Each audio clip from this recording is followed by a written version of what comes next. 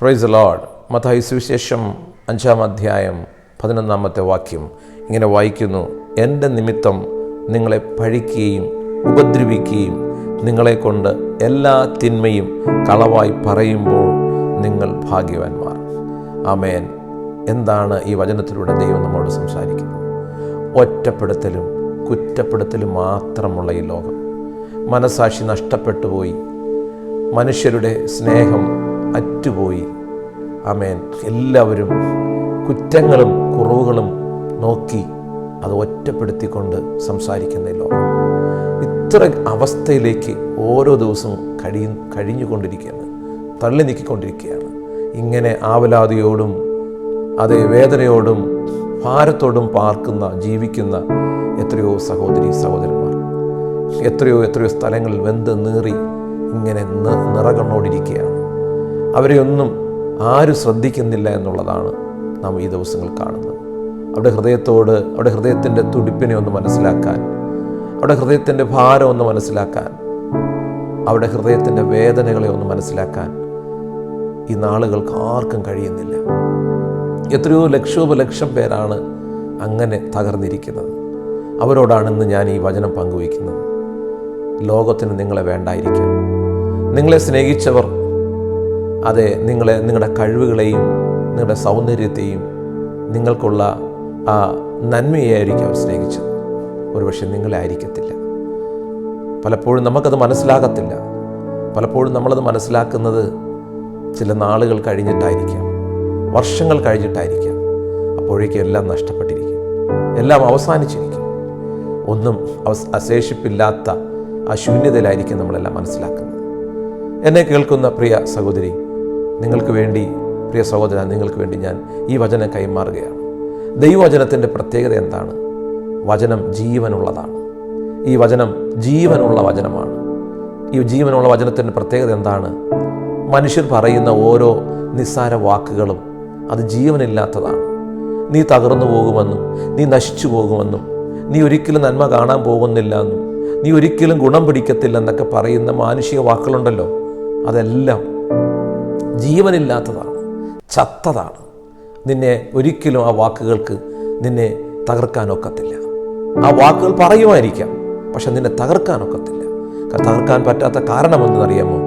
ആ വാക്കുകൾക്ക് ജീവനില്ല, വെറും വാക്കുകളാണ്. ശൂന്യതയിൽ പുക പോലെ ഇങ്ങനെ പടർന്നു പോകുന്ന വാക്കുകൾ മാത്രമാണ്. ഈ വാക്ക് കേട്ട് നീ തകർന്നു പോകരുതേ. ജീവനില്ലാത്ത ഈ വാക്ക് കേട്ട് നീ തളർന്നു പോകരുതേ. പിന്നെ എന്താണ് ഞാൻ നിന്നോട് പറയുന്നത്?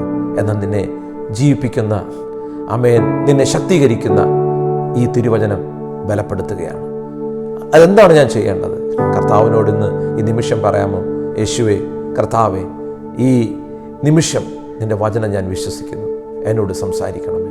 യേശു ക്രിസ്തുവിൻ്റെ വചനം, ആ വചനം ഏറ്റെടുക്കുമ്പോൾ തന്നെ ആമേൻ, നിന്റെ നിരാശകൾ മാറുകയാണ്. കർത്താവ് എന്താ പറഞ്ഞിരിക്കുന്നത്? നിന്നെ പഴിക്കുന്നവരും ഉപദ്രവിക്കുന്നവരും നിന്നെ കുറ്റപ്പെടുത്തുന്നവരും അനാവശ്യമായി ഇല്ലാത്തത് പറഞ്ഞുണ്ടാക്കുന്നവരും കാണുക നിനക്ക് വേണ്ടി കർത്താവ് തന്നെ മഹത്വം വെളിപ്പെടുത്തും. മനസാക്ഷി നഷ്ടപ്പെട്ടു പോയ ഈ ലോകത്ത്, ഈ ശപിക്കപ്പെട്ട ലോകത്ത് എത്രമാത്രം മനുഷ്യർ ഓരോ ദിവസവും തകർന്നുകൊണ്ടിരിക്കുന്ന അറിയാമോ? ആമേൻ. ഉറ്റവനും ഉടയവരും ഉപേക്ഷിച്ചിട്ട് പോയ എത്രയോ അമ്മമാർ, സഹോദരിമാർ, അതേ സഹോദരങ്ങൾ, കുഞ്ഞുങ്ങൾ, അവരൊക്കെ ഒരിട്ട് സ്നേഹത്തിന് വേണ്ടി ദാഹിക്കുകയാണ്. ഒന്ന് മടക്കി ആ മനുഷ്യനെ, ആ വ്യക്തിയെ ഒന്ന് കാണാൻ കൊതിക്കുകയാണ്. പക്ഷെ അവരിൽ നിന്നും അത് തിരിച്ചറിയുന്നില്ല.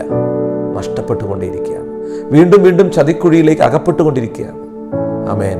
ഇതാ ചതിക്കാത്ത, സ്നേഹിക്കുക മാത്രം അറിയുന്ന ആ കർത്താവ് ഈ നിമിഷം പറയുക: നിന്റെ വേദനകളെ, നിന്റെ ഭാരങ്ങളെ, നിന്റെ വേദനകളെയും ഭാരങ്ങളെയും ആ യേശുവിൻ്റെ അടുത്തേക്ക് കൊണ്ടുവരിക, ആ യേശുവിലേക്ക് സമർപ്പിക്കുക. ഈ നിമിഷം തന്നെ ആമേൻ, ആ കർത്താവിൻ്റെ സാന്നിധ്യവും ശക്തിയും നിന്റെ ഹൃദയത്തിലേക്ക് ഇതാ ആമേൻ ശക്തിയോടെ വ്യാപരിക്കാൻ പോവുകയാണ്. എന്താണ് പ്രതിഫലം? ഓക്കെ, ഈ വചനം നിങ്ങൾ അനുസരിക്കുമ്പോൾ, ഏറ്റെടുക്കുമ്പോൾ, ഞാൻ പറയട്ടെ, നിന്നെ ആവശ്യമില്ല എന്ന് പറഞ്ഞവർ നിന്നെ തിരക്കി വരുന്ന ദിവസങ്ങളുണ്ട്.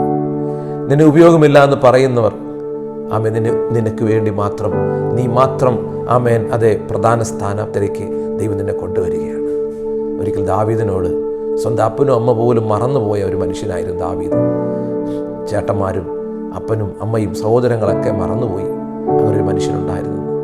ഒടുവിൽ ദൈവം ആ ദാവീദിനെ തിരഞ്ഞെടുത്തപ്പോൾ, ദൈവം ആ ദാവീദിനെ കണ്ട് സ്നേഹിച്ചപ്പോൾ, ആ ദാവീദ് ആ ദൈവത്തെ ഏറ്റെടുത്തപ്പോൾ എന്താ സംഭവിച്ചതെന്നറിയാമോ? ആ രാജ്യത്തിലെ ഒന്നാമത്തെ പൗരനാക്കി, പ്രധാന സ്ഥാനിയാക്കി ആ ദാവീദിനെ ദൈവം അഭിഷേകത്താൽ നിറച്ചു മാനിച്ചു. സഹോദര സഹോദരി, ആമേൻ. മാനുഷിക വാക്കുകളൊന്നും നിന്നെ തകർക്കാൻ ഒക്കത്തില്ല. അന്ന് ചത്ത വാക്കുകളാണ്. എന്നാൽ ജീവിപ്പിക്കുന്ന, നിന്നെ ജീവനോടെ വീണ്ടും ജീവിപ്പിക്കുന്ന, ശക്തീകരിക്കുന്ന ഒരേ ഒരു മാധ്യമം, വഴി, ഒരേ ഒരു മാർഗമേ ഉള്ളൂ. കർത്താവായ യേശു ക്രിസ്തു വിശ്വസിച്ച് ആ വചനം ഏറ്റെടുക്കാൻ നീ തയ്യാറാകുന്നെങ്കിൽ നീ എഴുന്നേൽക്കും, നീ ജീവിക്കും. പരിഹസിച്ചയുടെ മുമ്പിൽ നീ സന്തോഷത്തോടെ നിന്ന് ആ ദൈവത്തെ മഹത്വപ്പെടുത്തും. പ്രതികാരത്തിനായിട്ടല്ല, അവരുടെ മുമ്പിൽ ജീവിക്കുന്നൊരു ദൈവമുണ്ടെന്ന് നിന്നിലൂടെ വെളിപ്പെടുത്താൻ വേണ്ടിയാണ്.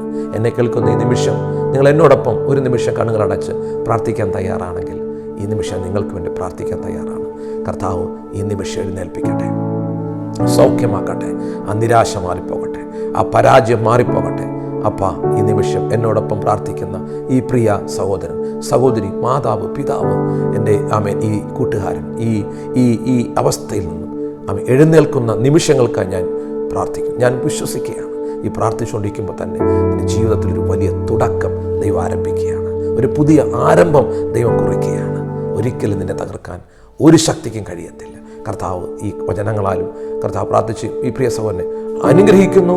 യേശു ക്രിസ്തു മുഖാന്തരം പ്രാർത്ഥനകൾക്കും സ്വർഗ്ഗീയ നല്ല പിതാവേ, ആമേൻ, ആമേൻ, ആമേൻ.